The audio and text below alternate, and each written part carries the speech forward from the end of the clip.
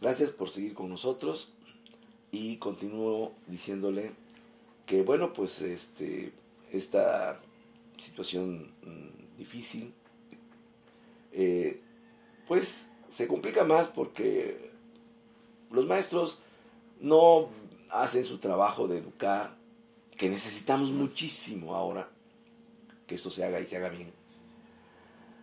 Pues ellos defienden sus derechos y le decía, eso está, o sea, está bien, ¿no? O sea, ¿a quién le va a gustar que de repente te digan, ¿sabes qué? A lo mejor te corremos, pero ¿por qué? Oiga, yo tengo familia que mantener. Ah, es que por esto y por lo otro, por lo que sea, ahí están. Y mire, no digo solo por lo que sea, porque me dé flojera explicarlo, sino porque la gente lo sabe. O sea, el sistema educativo mexicano, así como está ahora, pues es producto de un montón de cosas que permitió el gobierno en complicidad con el sindicato y por otras razones. Pero bueno, ¿por qué ahora se sorprenden de cómo están las cosas? Quieren correr a los maestros que entraron y que hoy fungen o fingen como docentes y, uh, y los quieren correr. Son trabajadores, mal o bien, ahí están. O sea, no es esa una manera de resolver las cosas porque la gente se va a defender. O sea, en la formalidad está bien. Dices, no, pues es que, ¿qué quiere usted usar como parámetro? El título profesional del docente. Es que no tienen título y vamos a correr a todos los que no tienen título. A ver, eso está bien. Así debería de ser. Pero no es así.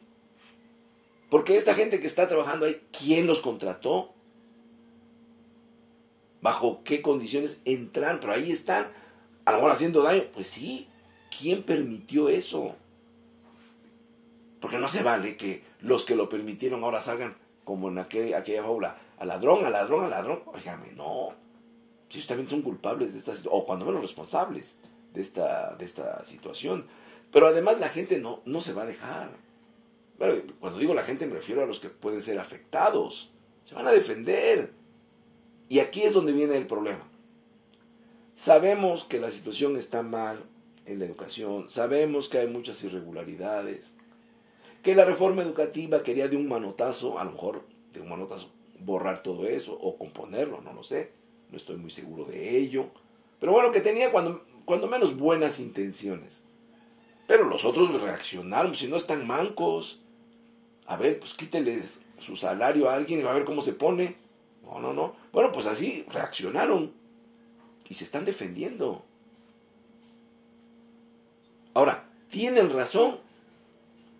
La tienen y no los maestros. O sea, tienen razón en defenderse, eso sí. Pero no aceptan que hay cosas que arreglar. El gobierno tiene razón, no, pues tampoco, o sea, tampoco es de que tengan totalmente la razón, porque ellos son parte del problema y tienen que buscar la manera de ir resolviendo esto de algún modo que resulte lo menos doloroso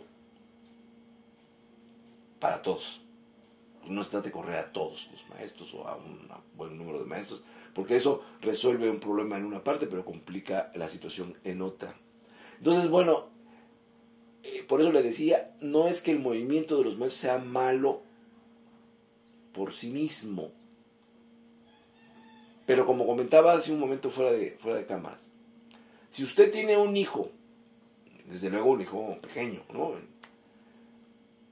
Y el niño quiere comer muchos caramelos, y usted sabe que eso le hace daño porque le pica los dientes, por lo que usted quiera, pero lo consiente. Primero le dice, no, pues si no te portas bien, es decir, si no comes los caramelos, te castigo.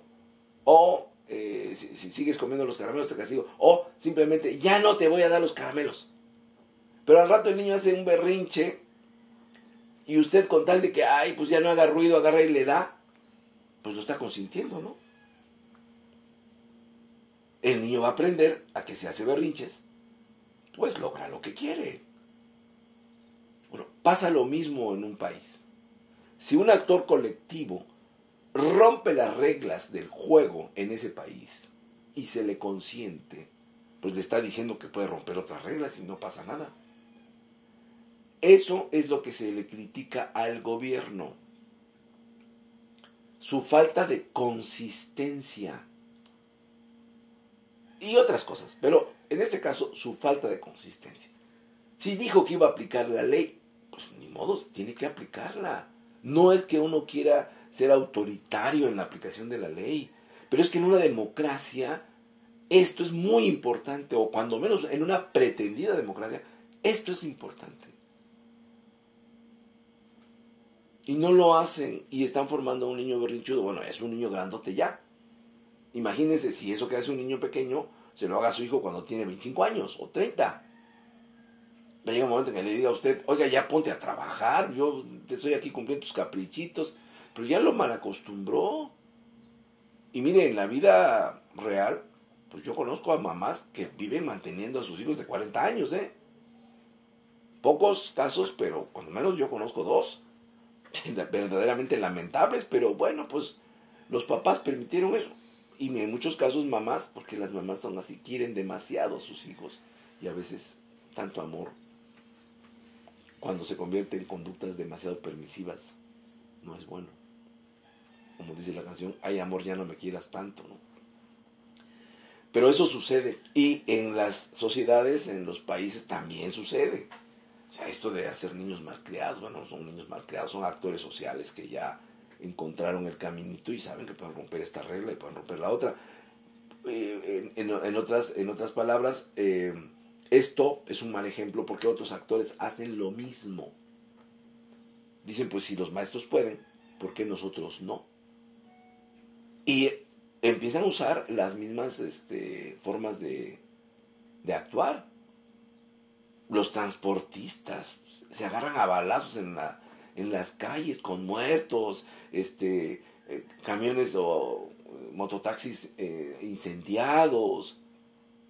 Bueno, parece ser que ya todo el mundo agarró ese estilito de, pues no importa si rompemos reglas, pero acá si no nos defendemos, nos acaban. ¿Mm? Ese es el problema también, porque esto es un mal ejemplo y cunde. Y todo el mundo empieza a decir algo que le pido por favor que ponga atención. Piensan esto. Si no nos organizamos y nos defendemos, perecemos. Eso es muy grave. Cuando ya uno observa que actores colectivos actúan bajo ese principio, es que esto está muy grave. Porque al rato todo el mundo va a decir, pues organicémonos y cada quien es enemigo de los otros y aquí la cosa es defenderse y ya después, si ven que la cosa es posible, pues a extraer recursos del gobierno, porque si no nos defendemos y si no nos dan dinero, pues nosotros no vamos a permitir que cuando menos en nuestro barrio, en nuestra zona, en nuestra región, haya paz. Vamos a estar en pie de guerra. Y entonces vienen los chantajes. A eso le llamo yo mercado de gobernabilidad. Estamos viviendo en Oaxaca un régimen no dicho, pero muy observable, de un mercado de gobernabilidad, en donde la paz y el orden social cuestan.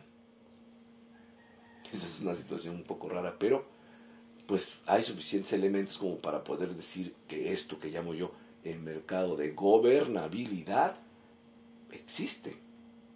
¿Y quién es el principal cliente?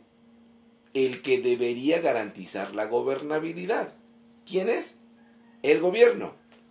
El gobierno paga por la gobernabilidad. Es decir, porque haya orden y paz. Relativa, pero orden y paz. Si uno ve, por ejemplo, el caso de otro grupo, que ese, bueno, ya tiene otros intereses, pero actúa más o menos bajo el mismo principio de si nos organizamos, si nos defendemos, si no hacemos esto, perecemos, pues es el crimen organizado. Pero ese declara su intención. Rompe las reglas, no está de acuerdo con la ley, hacen su negocio por fuera de la ley, pero igual se organizan, se defienden para no perecer. Y ellos también pagan por la gobernabilidad. O venden gobernabilidad, dependiendo de qué tanto control tengan de la zona. Y cada grupo, los transportistas, los maestros desde luego, entran en este juego del mercado de gobernabilidad en el que estamos viviendo nosotros, aquí en Oaxaca Y a lo mejor en algunas otras partes del país, pero en Oaxaca es mucho más evidente. ¿Cómo se le llama a este estilo de vida en sociedad? Democracia no es. Dictadura tampoco. Es algo, parece ser algo nuevo.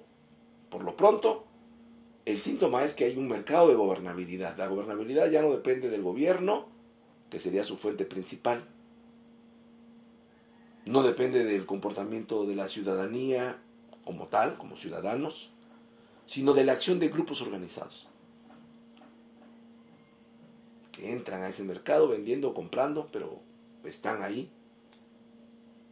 en este asunto de la gobernabilidad.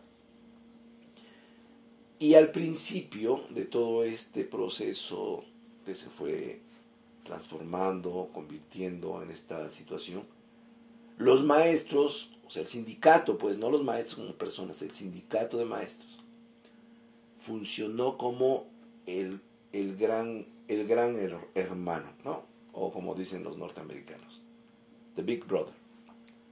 Entonces, propiciaron, no sé si con intención o sin ella, propiciaron que estos grupos se fortalecieran, y su máxima expresión la podemos observar en el 2006 en Oaxaca. Esa crisis del 2006 permitió que la sección 22 jugara un papel importante en la aparición, funcionamiento y estructuración de estos grupos. Desde luego también hay movimientos sociales, ¿no?, que representan no un interés de vender o comprar gobernabilidad, sino de plantean problemas reales, problemas que tiene la gente. Esos movimientos sociales también estuvieron allí en el 2006, desde luego, pero también estaban los otros grupos, los grupos clientelares, o sea, los que viven de venderle favores a sus integrantes o darles ciertas recompensas que obtienen del gobierno, y solo a través de ellos se puede obtener, y se cierran. Esos son los grupos clientelares, también estuvieron ahí. Algunos de ellos son tan poderosos que ya venden gobernabilidad, ¿no? O dan gobernabilidad en sus zonas. Todos estuvieron ahí, ¿no? Pero insisto en que en un momento determinado el sindicato de maestros, o sea, la sección 22, jugó ahí un papel importante. En otras épocas hubo otros grupos que jugaron más o menos el mismo papel y más o menos con el mismo lenguaje. Por ejemplo, la coalición obrero campesina estudiantil de Oaxaca, la COSEO, en los años 70, también jugó ese papel, pero no era el Big Brother, no. Era una especie de organización que coordinaba a otras organizaciones con un discurso de cambio social. Pero igual alentaba y articulaba la presencia de estos grupos, ¿no? No eran grupos clientelares los que se acercaban a la COSEO, ni tampoco vendían gobernabilidad. No era importante la presencia del crimen organizado. Entonces eran grupos diferentes, eran expresiones sociales, digamos, más auténticas en el sentido de los intereses. Y bueno, pero hay momentos en la etapa del desarrollo, sobre todo político, de Oaxaca, en donde aparecen este tipo de instancias que fomentan estos movimientos de actores colectivos. Pero en el caso de la sección 22, las condiciones en donde operaron como ese tipo de organismos fue diferente, muy diferente. Con todo esto que le acabo de platicar, quisiera llegar al tema, porque nos estamos aproximando a fin de año, de qué va a pasar con el próximo en el próximo año 2017, porque va a haber un cambio de gobierno. Bueno, vamos a cerrar con la discusión de un tema pues interesante, importante, que es el presupuesto del gobierno federal, que ya se va a aprobar. Bueno, se va a aprobar en unos meses, pero ya está la discusión, porque la propuesta del gobierno federal es que haya un recorte en el presupuesto. Y el presidente de la República, cuando presentó al nuevo secretario de Hacienda y Crédito Público, le encargó que el ejercicio de ese presupuesto fuera favorable para el país. Pero yo no sé cómo puede ser favorable un presupuesto donde se le recorta al gobierno el presupuesto, que es uno de los principales motores de la economía, y afecta a programas sociales. Ya hay quienes ven que si se aprueba tal y como está, pues va a incrementar la pobreza. Y volvemos otra vez al tema que le había comentado. Si hay más pobres, pues entonces es mucho más complicado que la situación tienda pues a mejorar. Es mucho más difícil. Y luego, en esta situación en donde hay acuerdos, donde el niño berrinchudo hace de las suyas, pues todavía más difícil, ¿no?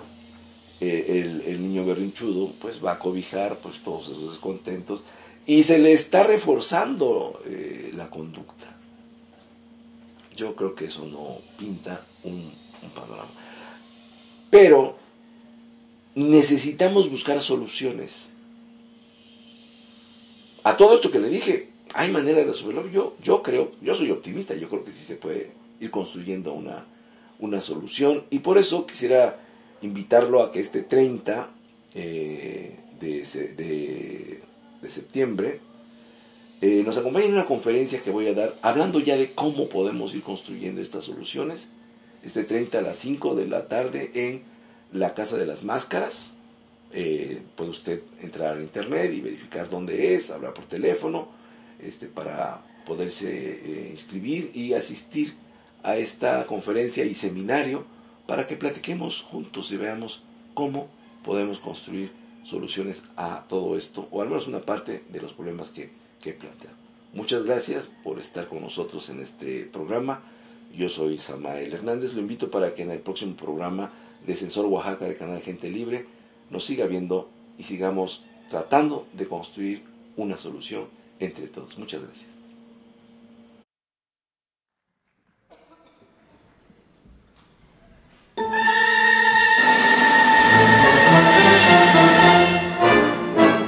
Oaxaca, cuna de sol, tú eres principio, verde antequera.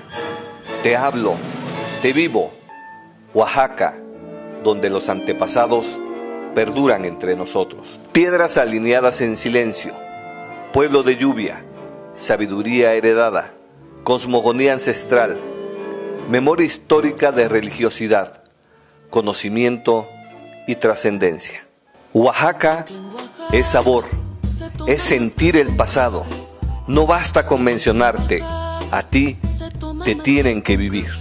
Centro Ecoturístico Cultural Casa Las Máscaras. Aquí te reencontrarás con tu pasado histórico. No son palabras, son sensaciones. Es una invitación, esa voz que te dice, tú eres Oaxaca.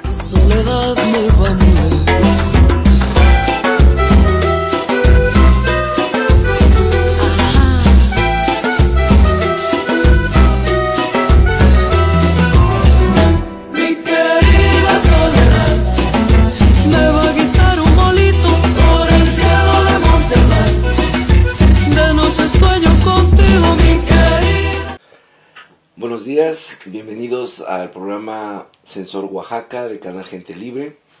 Yo soy Samael Hernández y vamos a platicar sobre lo que acontece en Oaxaca, particularmente en el tema de los maestros, la educación y, bueno, de algún modo, pues la política.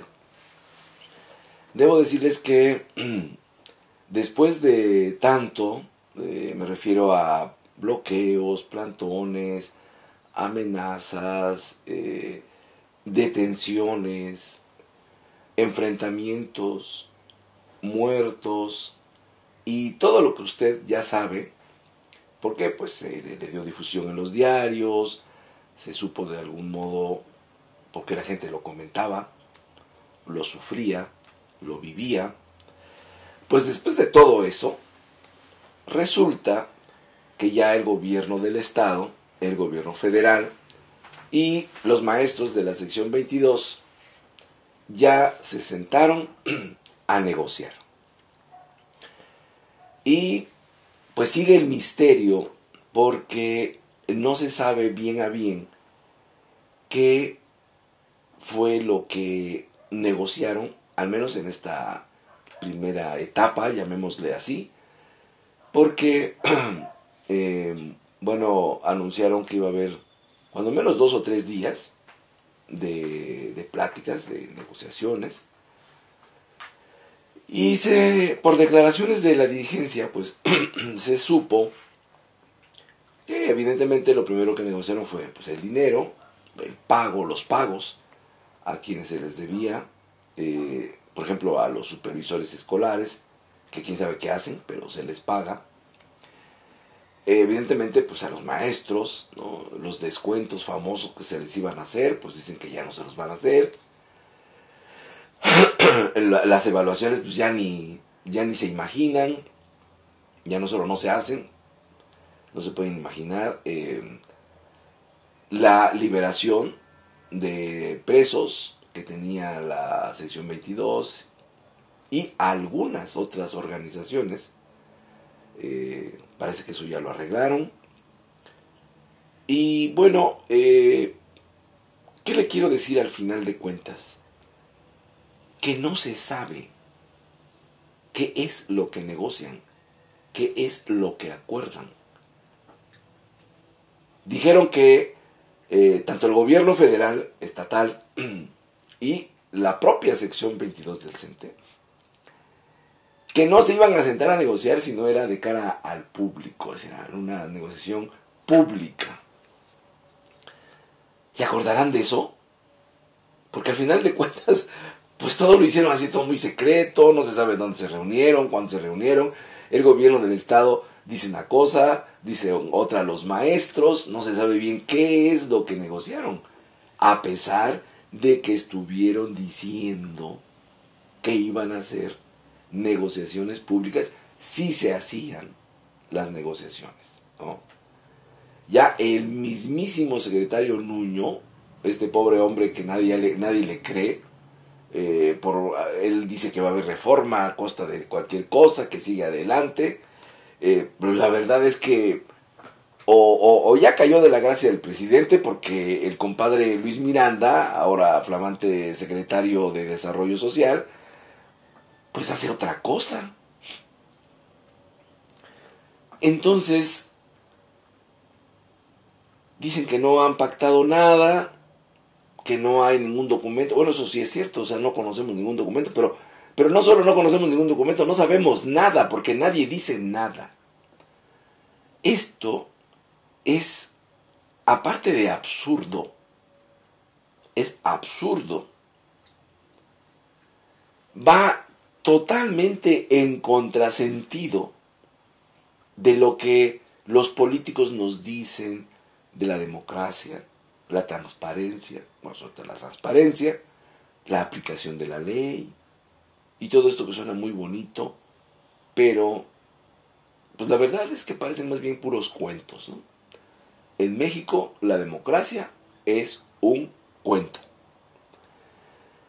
Y los actores, o sea, los principales actores de este teatro, de esta obra de teatro, que a veces es drama, a veces es comedia,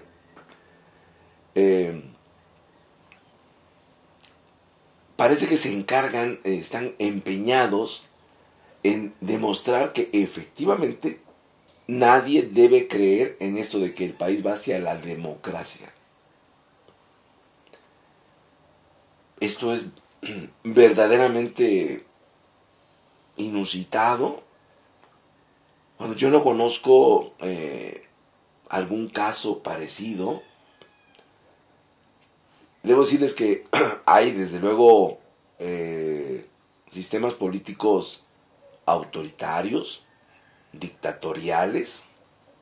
Bueno, Corea del Norte, que por cierto ahora están entrando muchos coches de Corea del Norte, que están vendiendo muy baratos, dicen, y que están muy bonitos. Corea del Norte, bueno, allí el líder de ese país, no sé cómo llamarlo, si líder, si el tirano de ese país, bueno, el que manda ahí, no se anda con medias tintas. Ese no dice que la democracia o alguna cosa así. No, ahí manda él. Y se acabó. Y todo el mundo lo obedece. Pues no se anda con medias tintas, ahí no tiene nada que ocultar. El señor dice, pues aquí mando yo y punto. En otros lugares donde hay una vida que pretende ser democracia o democrática, bueno, me refiero por ejemplo a los países desarrollados, Inglaterra, bueno, ¿quién más? Francia, Alemania, Estados Unidos. Ellos se desviven por demostrar en los hechos, su clase política desde luego, de que efectivamente viven en una democracia. Y los ciudadanos están muy pendientes de cuáles son las contradicciones que ocurren para castigarlos con un voto en contra. Es decir, en esos países aquel que se le descubre haciendo cosas antidemocráticas, no votan por él. Y miren que se cuidan mucho, estos políticos de andar cayendo en contradicciones, y se les castiga no permitiéndoles el acceso al poder. Y son mejores ahí, pues no sé, puede ser, en algunos casos, en otros son peores. Igual hay corrupción, igual hay pobreza, igual hay vulnerabilidad, igual hay gente sin empleo. Hay muchos problemas en el mundo, bueno, pero el comportamiento político es ese en estos países. No es como en los países con dictadores, donde pues, el dictador no se cuida de nada y manda y punto. Allá tratan de parecer democráticos. Pero en México, el discurso es, vamos hacia la democracia, y la práctica es, esto lo manejamos con procedimientos totalmente antidemocráticos. No ocultan. Bueno, sí ocultan cosas, pero lo que no ocultan es que no estamos en una democracia. Esto es de locos. Bueno, pues una de las cosas que se empeñan en mostrarnos, a medias, pero mostrarnos al fin, es este secretismo con el que se manejan las cosas. Mire, no digo que no haya ocurrido en otras administraciones federales, esto del secretismo. ¿Sí? Había secretos, se cuidaban ciertas formalidades. No era evidente, pero ahora es simple y sencillamente descarado. Y todo empezó con el famoso Pacto por México. ¿Cómo se armó el Pacto por México? En secreto. ¿O usted supo? Porque yo no. Se sentaron, escuchó cómo discutieron, cómo debatieron, si es que debatieron, todos los puntos que constituyen el famoso Pacto por México, dentro de los cuales está el tema de la reforma educativa. ¿Cuándo? Me decía, por cierto, amigo mío de hace muchos años, dirigente destacado del PRD, que él no había firmado el Pacto por México, o no había estado de acuerdo con el Pacto por México, de esta administración del presidente Enrique Peña Nieto. Y, bueno, me daba a entender de que no lo podía yo criticar por eso. Y le comenté y le dije, bueno, yo creo que no firmaste el Pacto por México, estuvo muy mal. Y se sorprendió, dice, ¿pero por qué? Le digo, porque el problema no es firmar el Pacto por México. Finalmente, pues es tu posición o la posición de quienes firmen el famoso pacto, eso lo veo bien. El grave problema es que todo lo hacen en secreto. No se sabe cómo negocian esas cosas. ¿Por qué en secreto? Pues las cosas que se hacen en secreto, si no están mal, parecen malas. No se sabe qué pasa ahí. Y entonces le dije a mi amigo, eso es lo criticable. No que hayas firmado el Pacto por México. Porque el señor Andrés Manuel López Obrador dice lo mismo. Yo no firmé el Pacto por México. Bueno, no lo firmó porque no quiso. Si hacer pactos es bueno, la política de eso se trata. De juntar voluntades, de que vayamos todos juntos, de que nos pongamos de acuerdo y hagamos que este país salga de esta situación tan lamentable. Eso es la política. Pues claro, el pacto está bien. El problema es cómo lo hacen. Entonces, bueno, pasamos de una cosa a otra. Cosas inexplicables. Por ejemplo, el caso de estos pobres muchachos de Ayotzinapa, de los 43 desaparecidos, seguramente y lamentablemente están muertos. ¿Cómo se llevó a cabo la investigación? Pues no sabemos. Los señores expertos internacionales, yo les creo más a ellos, debo decirles. Y los señores del gobierno dicen otra. Pero hay cosas que no se mostraron y simplemente no aparecen. Videos que no aparecen, autobuses que no aparecen, cuerpos que desde luego no aparecen. Bueno, este es el caso más dramático de lo que llamaba yo el secretismo. Se esconde todo, se tapa todo. Bueno, y le puedo mencionar muchos más casos, en donde parece ser que quienes hacen la política aquí en México, en lo que se empeñan es en mostrar eso, que no hay transparencia. Y uno de esos casos, y no el menor por cierto, es este asunto de las negociaciones con la CENTE, particularmente con Oaxaca, con la sección 22 de Oaxaca. Bueno, también está Chiapas, desde luego, ¿no? La sección 7. Igual se negoció con Michoacán, con la sección correspondiente del CENTE en Michoacán, la sección 18. En Guerrero, de Guerrero se sabe menos, pero seguramente también hubo ahí arreglos. Todo en lo oscurito, como cosa mala, en secreto. ¿Cuándo nos vamos a enterar de lo que pactaron? Puede que nunca. ¿Tenemos derecho a saber lo que están pactando? No solo es porque nosotros pagamos el desempeño de estos señores funcionarios públicos, y cuando digo funcionarios públicos incluyo a los maestros que son funcionarios públicos. Ellos dicen que son el pueblo. No, son servidores del pueblo. Por lo tanto, son funcionarios públicos. Pero no se portan como funcionarios públicos. Bueno, pero para seguir comentando este tema, triste tema, le voy a pedir que siga con nosotros en el siguiente segmento.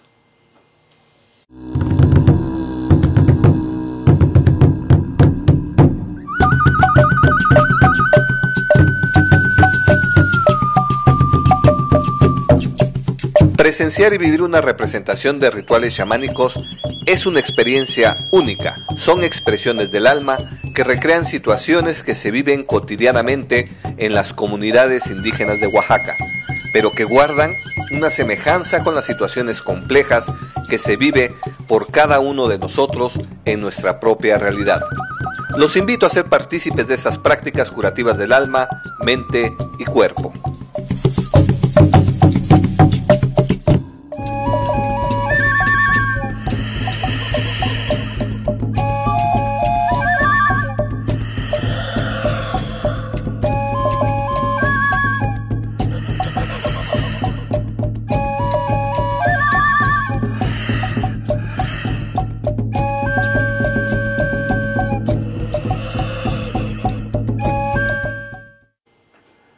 gracias por continuar con nosotros. Voy a seguir comentándole lo que empecé en el bloque anterior, diciendo, bueno, pues estos señores funcionarios, e insisto, también hablo de los maestros, que pues cobran de lo que nosotros pagamos como nuestros impuestos, que viven de lo que nosotros trabajamos y por lo cual se paga impuestos. Bueno, pues no parecen tener ninguna obligación de informarnos, de decirnos qué es lo que está sucediendo. Y le decía en el segmento anterior, no solo es porque pagamos, es porque nuestros hijos van a esas escuelas. Bueno, ¿qué está pasando en esas escuelas? Los maestros de veras están haciendo lo que deben hacer como lo que se espera de ellos como profesionistas. Porque si no, esto es verdaderamente terrorífico. ¿En manos de quiénes estamos poniendo lo que más queremos a nuestros hijos? ¿En manos de quiénes estamos poniendo el futuro de nuestros hijos? Ya quite de usted los futuros ciudadanos de este país. Parece que eso ya no importa. Bueno, pues al menos de nuestros hijos. Es el futuro de nuestros hijos. En este mundo, donde las cosas se ponen cada vez más difíciles, la educación resulta un elemento fundamental. Miren, hace muchos años, allá por los años 40 todavía, los muchachos tenían oportunidades de empleo y alguien decía, no, pues yo no quiero ir a la escuela, yo quiero ser comerciante o quiero ser campesino o quiero dedicarme a cualquier otra cosa, pero no quiero ir a la escuela. ¿Qué pasaba con esos muchachos? Bueno, tenían sí sus dificultades, pero muchos de ellos lograron vivir una vida, yo creo que, pues satisfactoria. Lograron a lo mejor darse sus gustos, tener un ingreso, tener su casa, tener una familia. Y a la vuelta de los años uno los ve, pues ya como, bueno, los que sigan todavía con vida, personas que o ya fallecieron, pero que dejaron testimonio de que les fue bien. No a todos, desde luego, pero había oportunidades. Ahora no. Ahora, el que no tiene una adecuada preparación, y aún teniéndola, corre el riesgo de no tener una vida tranquila, más o menos asegurada, como antes. Y por lo tanto, pues de tener lo que tiene todo el mundo. Al final de cuentas, así somos los seres humanos. ¿Qué hacemos? Pues tenemos una familia, tenemos hijos, tenemos que trabajar para que esa familia pues esté bien, esté contenta. Porque el propósito de la vida pues es ser felices. Y eso se logra, bueno, en la sociedad donde viva uno, pues trabajando, porque no conozco una sociedad donde uno sea feliz y le caigan las cosas del cielo. Tiene que hacer algo. Bueno, pues ahora eso es mucho más difícil, porque aún teniendo la educación, o a veces hasta una muy alta preparación, uno ve que los muchachos no encuentran trabajo, o si lo encuentran, están en niveles donde no deberían estar. Los salarios se han comportado de una manera extrañísima, aparentemente, pero extraña, porque en la gran mayoría el salario promedio ha caído en picada, pero hay un sector en donde los salarios son altísimos, pero verdaderamente altísimos. sectores en donde la gente que trabaja ahí gana millones de pesos a la semana, bueno, o incluso millones de dólares a la semana. Entonces, es un grupo desde luego muy reducido, pero está ahí. Y son egresados de universidades y son gente muy preparada, muchos de ellos en este llamado sector financiero, por ejemplo, pero también hay en el industrial, donde se pagan altísimos salarios, ¿no? Y por otro lado, la gran mayoría, en donde los salarios no solo son de hambre. Usted y yo, como cualquiera, puede usted preguntar, aquí en Oaxaca, ¿cuánto gana en promedio un joven? Y se va usted a sorprender, si es que yo no lo sabe ya, de cuánto gana un joven hoy. El promedio del salario de los jóvenes, estoy hablando de los jóvenes educados, con una instrucción, con un título, o hasta con un posgrado, ya no solo de licenciatura, un posgrado, entre 6,000, está usted oyendo bien, entre 6,000 y 4,000 pesos al mes. Ese es el promedio. Pero además hay otra situación que agrava esto. Es un empleo casi siempre precario. Es decir, no se sabe cuándo les van a decir adiós y se acabó. Se acabó hasta eso. Ese ingreso precario. Y estoy hablando de los jóvenes con preparación. Los jóvenes que no tienen una educación, pues es mucho más difícil, pues de que trabajan. Porque trabajan, porque si no, no sobrevivirían. Sí, trabajan, pero entonces ganan. Mire, esta es otra cosa interesante. Ganan más, están por abajo de los que tienen la preparación, pero no mucho, O sea, no hay una diferencia muy clara. Y viven en la misma situación de precariedad en el empleo. Eso es también de llamar la atención, ¿no? El problema es que un joven con instrucción tiene más probabilidades de ser empleado que el que no tiene la instrucción. Pero cuando son empleados, la diferencia no es muy grande entre sus salarios. Ahora, ¿dónde se nota la diferencia en que el joven con la instrucción puede ascender con relativamente más facilidad que el que no tiene? El que no tiene la instrucción adecuada no sube, se queda ahí. El que sí tiene, al principio son iguales, pero tiene más probabilidades de subir que el otro. Ahora, estamos hablando del mundo del empleo, Eso no quiere decir que el joven de clase media baja con instrucción pase a ser un joven de clase media alta. Eso es hoy mucho más difícil que antes. Y